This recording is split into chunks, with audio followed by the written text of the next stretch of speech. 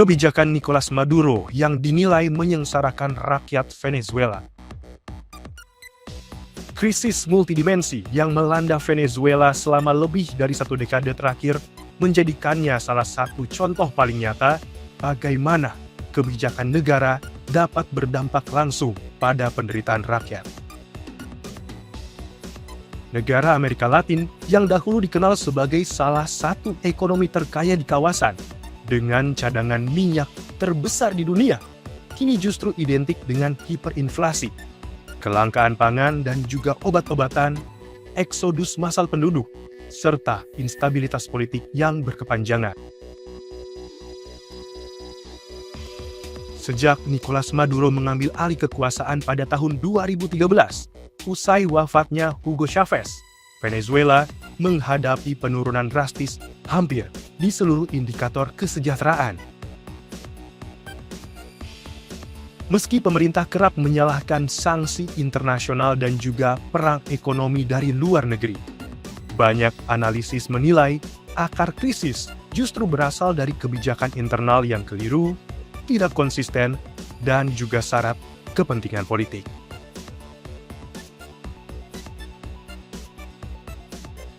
Salah satu dampak paling nyata dari kebijakan ekonomi pemerintahan Maduro adalah hiperinflasi ekstrim yang menggerus daya beli masyarakat.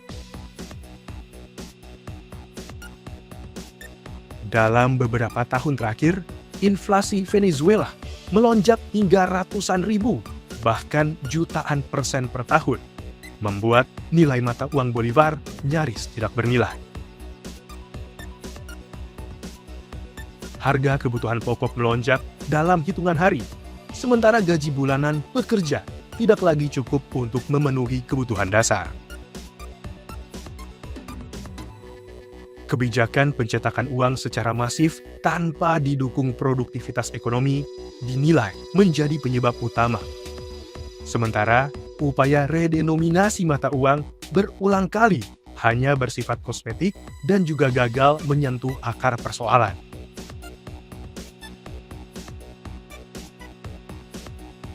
Ironisnya, krisis ekonomi ini terjadi di tengah kekayaan minyak Venezuela yang disebut-sebut melimpah. Di bawah pemerintahan Maduro, produksi minyak nasional justru merosot tajam akibat salah kelola perusahaan minyak negara PDVSA yang dipenuhi penunjukan politik, minim profesionalisme, kurangnya perawatan infrastruktur, serta maraknya korupsi. Ketidakpastian hukum dan juga kebijakan nasionalisasi turut membuat investasi asing anjlok, sehingga pendapatan negara yang sangat bergantung pada sektor minyak ikut runtuh dan memperparah krisis fiskal. Kebijakan kontrol harga yang ketat juga dinilai memperburuk keadaan. Dengan dalih melindungi rakyat, pemerintah menetapkan harga maksimum bagi berbagai kebutuhan pokok. Namun, kebijakan ini justru mematikan insentif produksi. Banyak produsen merugi, pabrik tutup, petani berhenti menanam, dan juga distribusi barang menjadi terganggu. Akibatnya, kelangkaan pangan dan juga obat-obatan meluas, pasar gelap tumbuh subur, dan sistem kesehatan nyaris kolaps, memicu meningkatnya malnutrisi serta angka kematian yang sebenarnya dapat dicegah. Di tengah krisis ekonomi, respons pemerintah terhadap gelombang protes publik juga menuai sorotan. Penanganan demonstrasi yang represif, penangkapan aktivis, pembatasan media, serta kriminalisasi oposisi mempersempit ruang kebebasan sipil. Situasi ini diperparah oleh pemilu yang legitimasi dan transparansinya kerap dipertanyakan, sehingga Venezuela terjebak dalam krisis politik dan isolasi diplomatik yang berdampak langsung pada terhambatnya bantuan internasional dan juga pemulihan ekonomi. Dampak paling tragis dari akumulasi krisis tersebut adalah eksodus jutaan warga Venezuela ke luar negeri menjadikannya salah satu krisis migrasi terbesar di dunia dalam beberapa dekade terakhir. Di dalam negeri, kepergian tenaga terampil seperti dokter, perawat, dan juga guru semakin melemahkan layanan publik, sehingga menciptakan lingkaran krisis yang sulit untuk diputus.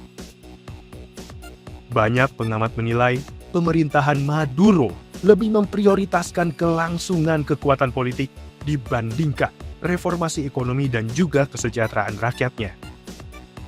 Selama kebijakan negara masih berorientasi pada stabilitas kekuasaan, krisis Venezuela dikhawatirkan akan terus berlanjut dan menjadi pelajaran pahit tentang bagaimana salah kelola negara dapat mengubah kekayaan alam menjadi bencana kemanusiaan.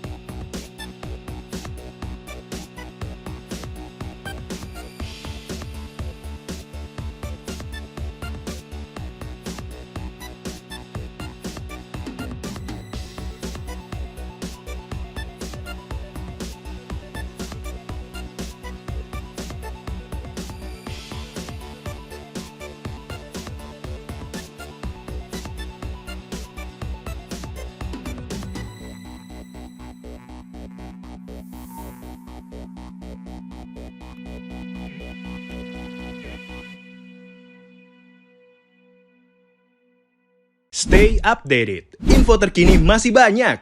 Jangan lupa subscribe, like, dan share YouTube official OKZone. Dan selengkapnya ada di okezone.com.